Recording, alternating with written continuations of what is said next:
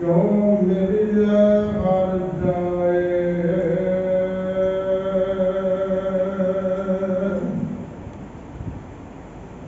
मन तन प्यास दर्शन करे कोई आन मिलावे लाए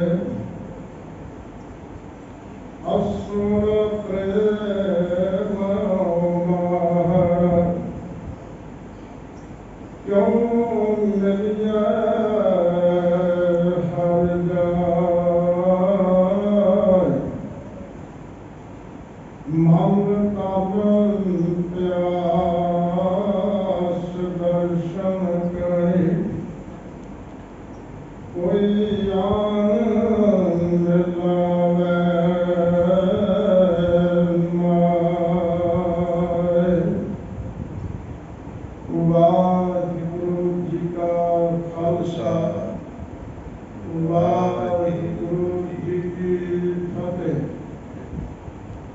जुगो जुग अकाल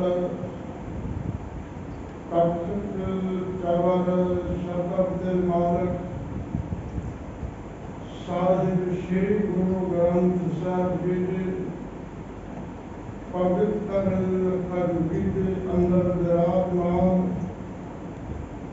गुरु सवारी परम सन्मान जोग साध संगत जियो आओ अपना मन जपिया एकाग्र करिए। सतगुरु महाराज सत्य पातशाह जी दे पवित्र चरण कमलों का ध्यान धरते हुए रसना द्वारा बोलना करो कि सतनाम श्री वाहिगुरु। फिर सब बख्शिश करो जियो सतनाम श्री वाहिगुरु। सतगुरु महाराज सतवें पातशाह जी दे अपार बख्शिश रहमत वरती है। सानू सबना सतगुरां दे पावन चरण कमलों की हाजरी भवन दा ये सुभाग सदा बख्शिश हुए। सतगुरां दी हजूरी दे अंदर दीवान सजे हन ते सजे हुए दीवानां दे अंदर सौ दर रहदास जी दा पाठ उपरंत गुरु घर दे सत्कार जो कीर्तनिया ने गुरबाणी का इलाही कीर्तन आप जी ने सरवणी करवाए। सतगुरु अर्जन देव महाराज सत्य पातशाह जी ने आज जो सानू वचन बख्शिश कीते ने जिहड़े वचन 12 माघा के अंदर सुभाएमान हैं गुरु ग्रंथ साहिब जी के पावन स्वरूप के अंदर गुरु अर्जन देव महाराज सत्य पातशाह जी ने माज जात के अंदर 12 माघा की बाणी उच्चारण की। इस बाणी के कुल शब्द सतगुरां ने 14 उच्चारण किए हैं। आरंभ वाला जिहड़ा शब्द है उस शब्द के अंदर सतगुरु उस मालिक के चरण कमलों में अरदास बेनती करते हैं कि अरदास के जिहड़े शब्द वरते गए वो शब्द बड़े प्यारे सन। किरत कर्म के विछड़े कर कृपा मेरे राम के हे मेरे मालिक असी जीव अपने जीवन के किरत के कर्मा करके तेरे नाम विछड़े तू रहमत कर बख्शिश कर अपने नाम सानू मिला ले। उस तो बाद जिहड़े शब्द आए उन्होंने 12 शब्दों के अंदर हर महीने के नाल संबंधित सतगुरां ने वचन किए कि जदों 12 माघा की संपूर्णता की उस 14ਵਾਂ ਸ਼ਬਦ ਜਿਹੜਾ ਉਚਾਰਨ ਕੀਤਾ, ਉਸ ਸ਼ਬਦ ਦੇ ਅੰਮ੍ਰਿਤਮਈ ਬਚਨ ਸਨ ਕਿ ਜਿਨ ਜਿਨ ਨਾਮ ਧਿਆਇਆ ਤਿੰਨ ਤੇ ਕਾਜ ਸਰੇ, ਹਰ ਗੁਰ ਪੂਰਾ ਅਰਾਧਿਆ ਦਰਗਹਿ ਸੱਚ ਖਰੇ। ਪਹਿਲੇ ਸ਼ਬਦ ਵਿੱਚ ਬੇਨਤੀ, 12 ਸ਼ਬਦਾਂ ਅੰਦਰ ਮਸ਼ੀਨੇ ਦੇ ਨਾਲ ਸੰਬੰਧਿਤ ਉਪਦੇਸ਼ ਤੇ ਅੰਤ ਵਾਲੇ ਸ਼ਬਦ ਦੇ ਅੰਦਰ ਸਤਿਗੁਰੂ ਮਹਾਰਾਜ ਸੱਚੇ ਪਾਤਸ਼ਾਹ ਜੀ ਨੇ ਉਹਨਾਂ ਗੁਰਮੁਖਾਂ ਦੀ ਗੱਲ ਕੀਤੀ ਜਿਨ੍ਹਾਂ ਨੇ ਨਾਮ ਜਪਿਆ, ਜਿਨ੍ਹਾਂ ਨੇ ਸਿਮਰਨ ਕੀਤਾ ਤੇ ਨਾਮ ਦੀ ਬਰਕਤ ਦੇ ਨਾਲ ਉਸ ਮਾਲਿਕ ਨੇ ਉਹਨਾਂ ਦੇ ਕਾਰਜ ਸਵਾਰ ਦਿੱਤੇ। ਉਹ ਪਰਮੇਸ਼ਰ ਦੀ ਦਰਗਾਹ ਵਿੱਚ ਪ੍ਰਵਾਨ ਚੜ ਗਏ। ਹਰ ਮਹੀਨੇ ਦੇ ਨਾਲ ਸੰਬੰਧਿਤ ਉਪਦੇਸ਼ ਬਖਸ਼ਿਸ਼ ਕੀਤਾ। ਅੱਜ ਦੇਖੋ ਜਿਹੜਾ ਸ਼ਬਦ ਸਾਨੂੰ ਸਤਿਗੁਰਾਂ ਨੇ ਇਸ ਮਹੀਨੇ ਨਾਲ ਸੰਬੰਧਿਤ ਬਖਸ਼ਿਆ, ਉਸ ਸ਼ਬਦ ਦੇ ਬੋਲ ਕਿੰਨੇ ਪਿਆਰੇ। ਹਜ਼ੂਰ ਕਹਿੰਦੇ ਅਸੁਣ ਪ੍ਰੇਮ ਅਮਾਹੜਾ, ਕਿਉਂ ਮਿਲਿਆ ਹਰ ਜਾਏ, ਮਨ ਤਨ ਪਿਆਸ ਦਰਸ਼ਨ ਘਣੀ, ਕੋਈ ਆਣ ਮਿਲਾਵੇ ਮਾਰ। ਆਮ ਤੌਰ ਤੇ ਅਸੀਂ ਇਸ ਮਹੀਨੇ ਦਾ ਜਦੋਂ ਨਾਮ ਲੈਂਦੇ ਹਾਂ ਤੇ ਉੱਥੇ ਨਾਮ ਲੈਂਦੇ ਅਸੂ। ਸਤਿਗੁਰਾਂ ਨੇ 2 ਸ਼ਬਦ ਵਰਤੇ ਨੇ। ਆਰੰਭ ਦੇ ਵਿੱਚ ਅਸੁਣ ਸ਼ਬਦ ਵਰਤਿਆ ਤੇ ਅਖੀਰ ਦੇ ਵਿੱਚ ਸ਼ਬਦ ਸਤਿਗੁਰਾਂ ਨੇ ਅਸੂ ਸੁਖੀ ਬਸੰਤੀਆਂ ਦਾ ਵਰਤਿਆ। ਇੱਕ ਥਾਵੇਂ ਅਸੂ ਸ਼ਬਦ ਵਰਤਿਆ, ਆਰੰਭ ਦੇ ਵਿੱਚ ਅਸੁਣ ਸ਼ਬਦ ਵਰਤਿਆ। ਅਸੁਣ ਦਾ ਅਰਥ ਹੈ ਅਸੂ। ਮਹਾਰਾਜ ਕਹਿੰਦੇ ਭਾਦੋਂ ਦੇ ਮਹੀਨੇ ਤੋਂ ਬਾਅਦ ਇਸ ਜੀਵ ਇਸਤਰੀ ਦੇ ਜੀਵਨ ਦੇ ਵਿੱਚ ਬਦਲਾਅ ਆਇਆ, ਕਿਉਂਕਿ ਇਹ ਬਾਹਰੀ 12 ਮਾਹਾਂ ਦੀ ਗੱਲ ਨਹੀਂ, ਇਹ ਬਾਹਰੀ ਰੁੱਤਾਂ ਦਿਨਾਂ ਤਿਥਾਂ ਵਾਰਾਂ ਦੀ ਗੱਲ ਨਹੀਂ। ਸਤਿਗੁਰਾਂ ਦੇ ਮਨੁੱਖ ਦੇ ਅੰਦਰ ਜੀਵਨ ਦੇ ਅੰਦਰ ਦੇ 12 ਮਾਹਾਂ ਦਾ ਜ਼ਿਕਰ ਕੀਤਾ। ਹਜ਼ੂਰ ਕਹਿੰਦੇ ਅਸੁਣ ਪ੍ਰੇਮ ਅਮਾਹੜਾ। ਹੁਣ ਭਾਦੋਂ ਦੇ ਚਮਾਸੀਆਂ ਤੋਂ ਬਾਅਦ ਅਸੂ ਦੇ ਮਹੀਨੇ ਦਾ ਜਦੋਂ ਆਰੰਭ ਹੋਇਆ ਤੇ ਅਸੂ ਤੇ ਕੱਤੇ ਦਾ ਮਹੀਨਾ ਐਸੇ ਮਹੀਨੇ ਨੇ ਜਿਨ੍ਹਾਂ ਮਹੀਨਿਆਂ ਦੇ ਵਿੱਚ ਠੰਡੀ ਮਿੱਠੀ ਰੁੱਤ ਦਾ ਆਗਾਜ਼ ਹੁੰਦਾ, ਆਰੰਭ ਹੁੰਦਾ। ਧੰਨ ਸ਼੍ਰੀ ਗੁਰੂ ਗ੍ਰੰਥ ਸਾਹਿਬ ਦੀ ਬਾਣੀ ਅੰਦਰ ਮੇਰੇ ਸਤਿਗੁਰਾਂ ਨੇ ਇੱਕ ਵਚਨ ਕੀਤਾ। ਹਜ਼ੂਰ ਕਹਿੰਦੇ ਨੇ ਸ਼ਬਦ ਰੁੱਤ ਅਡੰਬਰ ਉਸ ਮਾਲਿਕ ਨੇ ਜਦੋਂ ਰਚਿਆ, ਉਹ ਡੰਬਰ ਦਾ ਅਰਥ ਹੈ ਉਪਰਾਲਾ। ਕਹਿੰਦੇ ਸ਼ਬਦ ਰੁੱਤ ਅਡੰਬਰ ਉਸ ਪਰਮੇਸ਼ਰ ਨੇ ਇਸ ਮਹੀਨੇ ਦੀ ਤਿਆਰੀ ਕਿਵੇਂ ਕੀਤੀ। ਅਸੂ ਕੱਤਗੇ ਹਰ ਪਿਆਸ ਜੀਓ। ਕਹਿੰਦੇ ਅਸੂ ਤੇ ਕੱਤੇ ਦੇ ਮਹੀਨੇ ਵਿੱਚ ਇਸ ਜੀਵ ਇਸਤਰੀ ਦੇ ਮਾਨੋ ਤਿਆਰੀ ਹੋਈ। ਜਿਵੇਂ ਠੰਡੀ ਮਿੱਠੀ ਰੁੱਤ ਦਾ ਆਜ਼ਾਦ ਹੋਇਆ, ਇਵੇਂ ਅਸੁਣ ਦੇ ਮਹੀਨੇ ਅੰਦਰ ਇਸ ਜੀਵ ਇਸਤਰੀ ਜਿਹੜੀ ਵਿਛੜੀ ਹੋਈ ਸੀ ਉਸ ਮਾਲਿਕ ਦੇ ਚਰਨਾਂ ਦੇ ਨਾਲ, ਇਹਦੇ ਅੰਦਰ ਪ੍ਰੇਮ ਦਾ ਉਮਾਹੜਾ ਪੈਦਾ ਹੋਇਆ। ਉਹ ਮਾਹੜਾ ਸ਼ਬਦ ਦਾ ਕੀ ਅਰਥ ਕਰਾਂ। ਉਹ ਮਾਹੜਾ ਤੋਂ ਭਾਵ ਹੈ ਉਤਸ਼ਾਹ। ਕਹਿੰਦੇ ਅਸੁਣ ਪ੍ਰੇਮ ਉਮਾਹੜਾ, ਇਹਦੇ ਅੰਦਰ ਉਤਸ਼ਾਹ ਪੈਦਾ ਹੋਇਆ। ਪ੍ਰੇਮ ਦੇ ਕਾਂਗ ਉੱਠੀ ਹੈ। ਕਿਹੜੀ ਪ੍ਰੇਮ ਦੀ ਕਾਂਗ ਉੱਠੀ। ਹਜ਼ੂਰ ਕਹਿੰਦੇ ਨੇ ਉਸ ਮਾਲਿਕ ਨੂੰ ਮਿਲਣਾ ਕਿਵੇਂ, ਉਸ ਪਰਮੇਸ਼ਰ ਦੇ ਨਾਲ ਇੱਕ ਹੋਣਾ ਕਿਵੇਂ, ਅਭੇਦ ਕਿਵੇਂ ਹੋਣਾ। ਅਸੁਣ ਪ੍ਰੇਮ ਉਮਾਹੜਾ, ਕਿਉਂ ਮਿਲਿਆ ਹਰ ਜਾਏ। ਕਿਵੇਂ ਮਿਲਿਆ ਜਾਵੇ ਹਰ ਨੂੰ, ਕਿਵੇਂ ਮਿਲਿਆ ਜਾਵੇ ਉਸ ਪਰਮੇਸ਼ਰ ਨੂੰ। ਕਿਉਂਕਿ ਭਾਗਾਂ ਭਰਮ ਭੁਲਾਣੀਆਂ ਦੂਜੇ ਲੱਗਾ ਹੇਤ, ਲੱਖ ਸ਼ਿੰਗਾਰ ਬਣਾਇਆ ਕਾਰਜ ਨਾਹੀਂ ਕੇਤ। ਭਾਦੋਂ ਦੇ ਮਹੀਨਿਆਂ ਵਿੱਚ ਤੇ ਜੀਵ ਇਸਤਰੀ ਭਰਮ ਦੇ ਵਿੱਚ ਭੁੱਲ ਕੇ ਉਸ ਮਾਲਕ ਦੇ ਨਾਲੋਂ ਵੱਖ ਹੋ ਗਈ, ਉਹਦੇ ਤੋਂ ਬੜਾ ਦੂਰ ਹੋ ਗਈ। ਇਹ ਭਰਮ ਦੇ ਵਿੱਚ ਭੁੱਲੀ ਕੋਈ ਜੀਵ ਇਸਤਰੀ ਦੇ ਅੰਦਰ ਅਸੂ ਦੇ ਮਹੀਨੇ ਵਿੱਚ ਪ੍ਰੇਮ ਦਾ ਉਮਾਗੜਾ ਪੈਦਾ ਹੋਇਆ, ਅੰਦਰ ਤੰਗ ਪੈਦਾ ਹੋਈ। ਕਿਵੇਂ ਮਿਲਿਆ ਜਾਵੇ ਉਸ ਪਰਮਾਤਮਾ ਨੂੰ। ਤੇ ਕਹਿੰਦੇ ਇਹ ਜਿਹੜਾ ਪ੍ਰੇਮ ਸੀ ਹਿਰਦੇ ਅੰਦਰ ਪੈਦਾ ਹੋਇਆ, ਇਹ ਪ੍ਰੇਮ ਰੋਮ ਰੋਮ दे विच पैदा होए। हुण मन तन दे अंदर जिहड़ी दर्शनां दी तांघ पैदा होई, असुण प्रेम उमागड़ा क्यों मिलिए कर जाए, मन तन प्यास दर्शन घनी कोई आन मिलावे माए। मन ते तन तेरा शब्द वरतिया सतगुरां ने। ये जदों दर्शन करोगे उत्थे मन दे नन्ने नूं भी सिहारी पाई है ते तन दे नन्ने नूं भी सतगुरां ने सिहारी पाई है।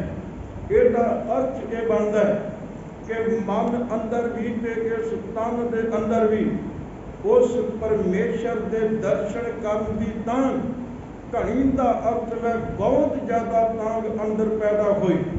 देखो जिथे प्रेम पैदा होया उत्थे दर्शनां दी तांघ ने मन ते तन दे अंदर मानो एक प्रेम दे नाल दर्शनां की तांघ मन के तन के अंदर भी पैदा हो गई। हुण जदों तुसीं बाणी नूं पढ़दे हो ते सतगुरां दी बाणी अंदर हजूर ने यही गल समझाई है, प्रेम तो भी होना हिरदा, जे पाठ करता उहदा पाठ करना भी निसफल चला जाता है। प्रेम तो भी होना हिरदा कदे सेवा नहीं कर सकता, प्रेम तो भी होना हिरदा कदे नितनेम नहीं कर सकता। कि सतगुरु महाराज सच्चे पातशाह ने इत्थों तक वचन कीते ने, कह लगे जेड़ी जीव इस्तरी ने मानो प्रेम का राह नहीं कदे देखिया, जिन्हें प्रेम का पंथ जानिया ही नहीं, वो ते मानो गवार जीव इस्तरी अपने जीवन के असली राह तो भुली हुई है।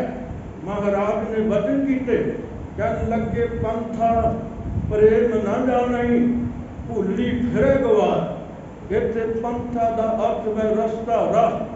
कहते नहीं जानिया जीव इस्तरी ने।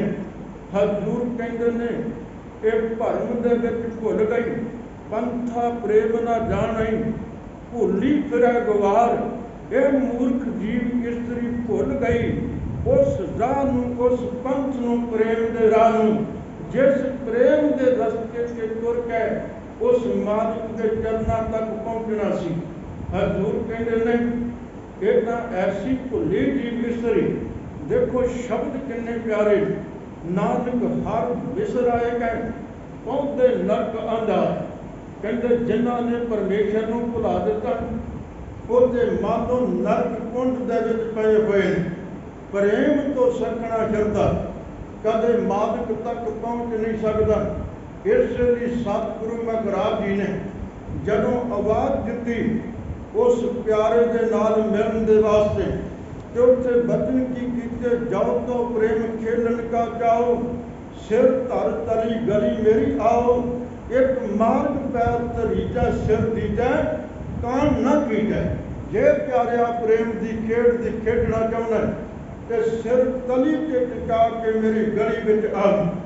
गुरु गोबिंद सिंह महाराज जी ने अपना प्रेम के परताए जिहड़े वचन पढ़ते, हजूर कहते साच कौम सुन लिहो सबै, जिन प्रेम कियो तिन ही प्रभ पाए। कहते मैं सच कहना चाहना सारे संसार के लोगों, जिन्हों ने प्रेम किया उन्होंने उस परमेश्वर को पा लिया। जिन्हों के अंदर प्रेम पैदा हो गया, ये प्रेम कैसा है? ये प्रेम उन्होंने हिरदे अंदर मानो जदों पैदा होया ना, ते इस प्रेम ने फिर अंदर तांघ पैदा कर दी इस मन विच, इस तन अंदर, इस शरीर के मन अंदर तांघ पैदा हुई। हुण जिहदे नाल प्रेम गया है उस परमेश्वर के किते दर्शन हो जाण। बोलो सतनाम श्री वाहिगुरू। देखो फिर दर्शनां की जिहड़ी तांघ पैदा हुई ना, वो मन के तन के अंदर पैदा हुई। ना हुण मन ही पिछे रहा, ना तन ही पिछे रहा, मन विच भी तांघ वै उस परमेश्वर के दर्शन हो जाण, ते तन भी मन का साथ दिंदा पिया किते दीदार कर लवां। गुरु अर्जन साहब महाराज जी ने प्रभु के दर्शन करन दी जिन्हां दे अंदर तांघ पैदा हुई ना, उन्हां तो बलहार जाना कीता। देखो सतगुरां ने वचन कीते, कहन लगे हे मनुख, जे तेनों चार पदार्थ चाहिए ने ਤੇ ਗੁਰਮੁਖ ਜਨਾਂ ਦੀ ਸੇਵਾ ਵਿੱਚ ਲੱਗ ਜਾ। ਸਤਿਗੁਰੂ ਕਹਿੰਦੇ ਚਾਰ ਪਦਾਰਥ ਜੇ ਕੋ ਮੰਗੈ ਸਭ ਜਨਾਂ ਕੀ ਸੇਵਾ ਲਾਗੈ। ਮਹਾਰਾਜ ਕਹਿੰਦੇ ਇਹ ਵੀ ਗੱਲ ਸੁਣ, ਜੇ ਤੂੰ ਆਪਣੇ ਜੀਵਨ ਦੇ ਵਿੱਚ ਸੋਭਾ ਲੋੜਦਾ ਹੈ ਤੇ ਫਿਰ ਇਵੇਂ ਕਰ, ਜੇ ਤੂੰ ਆਪਣੀ ਸੋਭਾ ਲੋੜੈ ਸਾਧ ਸੰਗ ਇਹ ਹਉਮੈ ਛੋੜੈ। ਕਹਿਣ ਲੱਗੇ ਜੇ ਤੂੰ ਜਨਮ ਮਰਨ ਤੋਂ ਡਰਦਾ ਹੈ, ਜੇ ਕੋ ਜਨਮ ਮਰਨ ਤੇ ਡਰੈ ਸਾਧ ਜਨਾਂ ਕੀ ਸ਼ਰਣੀ ਪਰੈ। ਮਹਾਰਾਜ ਸੱਚੇ ਪਾਤਸ਼ਾਹ ਜੀ ਨੇ ਐਸੇ ਰਹਿਮਤ ਭਰੇ ਬਖਸ਼ਿਸ਼ ਭਰੇ ਬਚਨ ਸਾਨੂੰ ਬਖਸ਼ਿਸ਼ ਕਰਨ ਤੋਂ ਬਾਅਦ ਅੰਤ ਵਿੱਚ ਜਿਹੜਾ ਵਚਨ ਕੀਤਾ, ਕਹਿਣ ਲੱਗੇ ਜਿਸ ਜਨ ਕੋ ਪ੍ਰਭ ਦਰਸ ਪਿਆਸਾ ਨਾਨਕ ਤਾਂ ਕੈ ਬਲ ਬਲ ਜਾਸਾ। ਕਹਿੰਦੇ ਜਿਸ ਪ੍ਰਭੂ ਦੇ ਪਿਆਰੇ ਦੇ ਅੰਦਰ ਪਰਮੇਸ਼ਰ ਦੇ ਦਰਸ਼ਨਾਂ ਦੀ ਤਾਂਘ ਪੈਦਾ ਹੋ ਗਈ, ਪਿਆਸ ਅੰਦਰ ਪੈਦਾ ਹੋ ਗਈ ਉਸ ਮਾਲਕ ਦੇ ਦਰਸ਼ਨ ਕਰਨ ਦੀ, ਤੇ ਸਭ ਕਹਿੰਦੇ ਮੈਂ ਉਹਦੇ ਤੋਂ ਬਲਹਾਰ ਜਾਣਾ, ਮੈਂ ਉਹਦੇ ਤੋਂ ਕੁਰਬਾਨ ਜਾਣਾ। ਜਿਹਦੇ ਅੰਦਰ ਤਾਂਘ ਪੈਦਾ ਹੋ ਗਈ, ਪਿਆਸ ਪੈਦਾ ਹੋ ਗਈ ਉਸ ਮਾਲਕ ਦੇ ਦਰਸ਼ਨ ਦੀਦਾਰ ਕਰਨ ਦੇ ਵਾਸਤੇ। ਇਹ ਦਰਸ਼ਨਾਂ ਦੀ ਤਾਂਘ ਦੀ ਜਦੋਂ ਗੱਲ ਆਉਂਦੀ ਹੈ ਨਾ, ਤੇ ਗੁਰਮੁਖੋ ਗੁਰੂ ਗ੍ਰੰਥ ਸਾਹਿਬ ਦੀ ਬਾਣੀ ਦੇ ਅੰਦਰ ਬੜੇ ਕੀਮਤੀ ਬਚਨ ਸਤਿਗੁਰਾਂ ਨੇ ਸਾਡੀ ਝੋਲੀ ਵਿੱਚ ਪਾਏ ਨੇ। ਦੇਖੋ ਪਹਿਲਾਂ ਪ੍ਰੇਮ ਦੀ ਗੱਲ ਹੈ, ਫਿਰ ਮਨ ਤਨ ਅੰਦਰ ਇੱਕ ਪਿਆਸ ਪੈਦਾ ਹੋਈ ਪਰਮੇਸ਼ਰ ਦੇ ਦਰਸ਼ਨਾਂ ਦੀ। ਬੋਲੋ ਸਤਿਨਾਮ ਸ਼੍ਰੀ ਵਾਹਿਗੁਰੂ। ਤੁਹਾਨੂੰ ਪ੍ਰੇਮ ਸਤਿਗੁਰਾਂ ਦੇ ਚਰਨਾਂ ਵਿੱਚ ਲੈ ਕੇ ਆਇਆ, ਤੇ ਪ੍ਰੇਮ ਤੋਂ ਬਾਅਦ ਜਦੋਂ ਗੁਰੂ ਕੇ ਚਰਨਾਂ ਵਿੱਚ ਦਰਬਾਰ ਵਿੱਚ ਆਏ, ਫਿਰ ਤੁਸੀਂ ਗੁਰੂ ਕੇ ਦਰਸ਼ਨਾਂ ਦੇ ਨਾਲ ਜੁੜ ਗਏ। ਭਾਵੇਂ ਉਹ ਬਾਣੀ ਦਾ ਪਾਠ ਸੀ, ਭਾਵੇਂ ਗੁਰੂ ਕੀ ਬਾਣੀ ਦਾ ਕੀਰਤਨ ਸੀ, ਭਾਵੇਂ ਗੁਰੂ ਕੇ ਸ਼ਬਦ ਦੀ ਵਿਚਾਰ ਸੀ, ਫਿਰ ਪ੍ਰੇਮ ਤੋਂ ਬਾਅਦ ਇਹ ਮਨ ਤਨ ਦੇ ਅੰਦਰ ਇੱਕੋ ਇੱਕ ਤੜਪ ਸੀ, ਹੁਣ ਮੈਂ ਗੁਰੂ ਕੇ ਦਰਸ਼ਨ ਦੀਦਾਰ ਕਰ ਲਵਾਂ। ਸਤਿਗੁਰੂ ਮਹਾਰਾਜ ਬੜਾ ਕੀਮਤੀ ਬਚਨ ਕਰਦੇ ਦਰਸ਼ਨਾਂ ਦੇ ਪਰਛਾਏ, ਕਿਉਂਕਿ ਜਿਨ੍ਹਾਂ ਦੇ ਅੰਦਰ ਇਹ ਪਿਆਸ ਪੈਦਾ ਹੋ ਜਾਏ ਪਰਮੇਸ਼ਰ ਕੇ ਦਰਸ਼ਨਾਂ ਦੀ, ਗੁਰਮੁਖੋ ਉਹਨਾਂ ਦੇ ਅੰਦਰ ਦੀ ਜਿਹੜੀ ਹਾਲਤ ਹੈ ਨਾ, ਉਸ ਅੰਦਰ ਦੀ ਤਸਵੀਰ ਨੂੰ ਉਹਨਾਂ ਨੇ ਜਿਹੜੀਆਂ ਜੋਦੜੀਆਂ ਬੇਨਤੀਆਂ ਕੀਤੀਆਂ, ਸਤਿਗੁਰਾਂ ਨੇ ਸਾਡੇ ਸਾਹਮਣੇ ਉਹ ਬਚਨ ਰੱਖੇ। ਹਜ਼ੂਰ ਕਹਿੰਦੇ ਸੁਣ ਯਾਰ ਹਮਾਰੇ ਸੱਜਣ ਇੱਕ ਕਰੋ ਬੇਨੰਤੀਆਂ, ਤਿਸ ਮੁਖਨ ਲਾਲ ਪਿਆਰੇ ਹਉ ਫਿਰੋ ਖੋਜੰਤੀਆਂ, ਤਿਸ ਦਸ ਪਿਆਰੇ ਸਿਰ ਧਰੀ ਉਤਾਰੈ, ਇੱਕ ਭੋਰੀ ਦਰਸ਼ਨ ਦੀਜੈ ਨੈਣ ਹਮਾਰੇ ਪ੍ਰੈ ਰੰਗ ਨਿਗਾਰੈ, ਇੱਕ ਤਿਲ ਵੀ ਨਾ ਧਰੀਜੈ ਪ੍ਰਭ ਸਿਉ ਮਨ ਲੀਨਾ, ਜਿਉ ਜਲ ਮੀਨਾ ਚਾਤਰਕ ਜਿਵੇਂ ਤਿਸੰਤੀਆਂ, ਜਨ ਨਾਨਕ ਕਉ ਗੁਰ ਪੂਰਾ ਪਾਇਆ ਸਗਲੀ ਤਿੱਖਾ ਬੋਝੰਤੀਆਂ। ਦੇਖੋ ਕਿੰਨੇ ਪਿਆਰੇ ਬਚਨ ਨੇ। ਹਜ਼ੂਰ ਕਹਿੰਦੇ ਸੁਣ ਯਾਰ ਹਮਾਰੇ ਸੱਜਣ। ਇੱਥੇ ਯਾਰ ਸ਼ਬਦ ਜਿਹੜਾ ਸਤਿਗੁਰਾਂ ਨੇ ਵਰਤਿਆ ਉਸ ਪਰਮੇਸ਼ਰ ਦੇ ਵਾਸਤੇ, ਪ੍ਰੀਤਮ ਦੇ ਵਾਸਤੇ ਵਰਤਿਆ। ਕਹਿੰਦੇ हे ਮੇਰੇ ਸੱਜਣ, ਮੇਰੀ ਬੇਨਤੀ ਨੂੰ ਸੁਣਨਾ ਕਰ। ਸੁਣ ਯਾਰ ਹਮਾਰੇ ਸੱਜਣ, ਇੱਕ ਕਰੋ ਬੇਨੰਤੀਆਂ, ਇੱਕ ਬੇਨਤੀ ਕਰਦੇ ਹਾਂ। ਅੰਦਰ ਦੀ ਅਰਦਾਸ ਦੇਖੋ, ਅਸੀਂ ਵੀ ਬੇਨਤੀਆਂ ਕਰਦੇ ਹਾਂ, ਅਰਦਾਸਾਂ ਕਰਦੇ ਹਾਂ, ਪਰ ਸਾਡੀਆਂ ਅਰਦਾਸਾਂ ਦੇ ਵਿੱਚ ਸੰਸਾਰ ਦੇ ਪਦਾਰਥ ਆ ਜਾਂਦੇ। ਸਾਡੀਆਂ ਅਰਦਾਸਾਂ ਬੇਨਤੀਆਂ ਵਿੱਚ ਧਨ ਦੌਲਤ ਸੰਪਤ ਹੈ, ਪਰ ਜਦੋਂ ਪ੍ਰਭੂ ਦੇ ਪਿਆਰੇ ਅਰਦਾਸ ਕਰਦੇ ਨੇ ਉਹ ਪਰਮੇਸ਼ਰ ਨੂੰ ਹੀ ਅਰਦਾਸ ਵਿੱਚ ਮੰਗ ਲੈਂਦੇ। ਹਜ਼ੂਰ ਨੇ ਬਚਨ ਕੀਤੇ, ਕਹਿਣ ਲੱਗੇ ਸੁਣ ਯਾਰ ਹਮਾਰੇ ਸੱਜਣ, ਇੱਕ ਕਰੋ ਬੇਨੰਤੀਆਂ। ਮਹਾਰਾਜ ਕਹਿੰਦੇ ਤਿਸ ਮੋਹਨ ਲਾਲ ਪਿਆਰੇ ਹਉ ਫਿਰੋ ਖੋਜੰਤੀਆਂ। हे ਮਨਾਂ ਨੂੰ ਮੋਹਣ ਵਾਲੇ ਪ੍ਰੀਤਮ ਜੀ, ਮੈਂ ਤੈਨੂੰ ਖੋਜਦੀ ਫਿਰਦੀ ਹਾਂ, ਮੈਂ ਤੈਨੂੰ ਲੱਭਦੀ ਫਿਰਦੀ ਹਾਂ, ਮੈਂ ਤੈਨੂੰ ਢੂੰਡਦੀ ਫਿਰਦੀ ਹਾਂ ਜੀਵ ਆਤਮਾ ਦੇ ਰੂਪ ਦੇ ਵਿੱਚ। ਦੇਖੋ ਕਿੰਨੇ ਪਿਆਰੇ ਬਚਨ। ਹਜ਼ੂਰ ਕਹਿੰਦੇ ਤਿਸ ਦਸ ਪਿਆਰੇ ਸਿਰ ਧਰੀ ਉਤਾਰੇ, ਇੱਕ ਭੋਰੀ ਦਰਸ਼ਨ ਦੀਜੈ। ਕਹਿੰਦੇ ਤੇਰੇ ਦਰਸ਼ਨਾਂ ਦੇ ਵਾਸਤੇ ਮੈਂ ਆਪਣਾ ਆ ਜਿਹੜਾ ਸਿਰ ਹੈ ਇਹਨੂੰ ਧੜ ਤੋਂ ਅਲੱਗ ਕਰਕੇ ਤੇਰੇ ਚਰਨਾਂ ਵਿੱਚ ਭੇਟ ਕਰ ਦੇਵਾਂ। ਤੇਰੇ ਦੀਦਾਰ ਦੀ ਖਾਤਰ, ਤੇਰੇ ਦਰਸ਼ਨਾਂ ਦੀ ਖਾਤਰ। ਮਹਾਰਾਜ ਕਹਿੰਦਾ ਮੈਂ ਆਪਣਾ ਸਿਰ ਇਸ ਧੜ ਨਾਲੋਂ ਵੱਖ ਕਰਕੇ ਤੇਰੇ ਚਰਨਾਂ ਵਿੱਚ ਭੇਟ ਕਰ ਦੇਵਾਂ, ਕਿਤੇ ਮੈਨੂੰ ਤੇਰੇ ਦੀਦਾਰ ਹੋ ਜਾਣ। ਇਸ 10 ਪਿਆਰੇ ਸਿਰ ਧਰੀ ਉਤਾਰੇ, ਇੱਕ ਭੋਰੀ दर्शन दीजै, कहते एक भोरा को किते कृपा करके दर्शन दे दे। नैन हमारे पर रंग रंगारे, कहते साडे जेड़े नैन ने ना, इन्हां नैनां दे विच तेरे दर्शनां दा प्रेम रंग लग गया। नैन हमारे पर रंग रंगारे, एक तिल भी ना धरीजै, एक तिल भर भी किते अंदर धीरज नहीं बनता। तेरे दीदार तेरे दर्शन किसे तरह खो जान। कहते प्रभ सो मन लीना, ज्यों जल मीना, इवें परमेश्वर के चरणों में मन लीन हो गया। जिवें जल दे विच मछली लीन हो जाती है, चातृक जिवें संतिया, कहते जिवें एक चातृक जिहड़ा ना ਉਹਦੇ अंदर हर वेले तिरका बनी रहती है कि मैनू उस परमेश्वर के किते दर्शन हो जाए, उसकी रहमत के नाल किते सवांती बूंद मेरे मुख दे विच पै जाए। ये बड़ा सुंदर एक वचन है।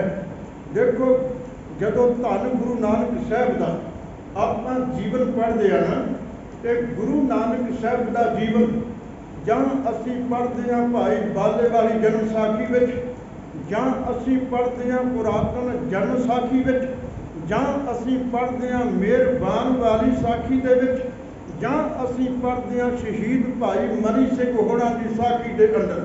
ये साडे इतिहास के स्रोत ने। जदों असीं उन्हां दा जीवन पढ़ीए तो उन्हां दे जीवन की एक घटना बड़ी प्यारी है, बड़ी गाथा वो बहुत सुंदर है। उस गाथा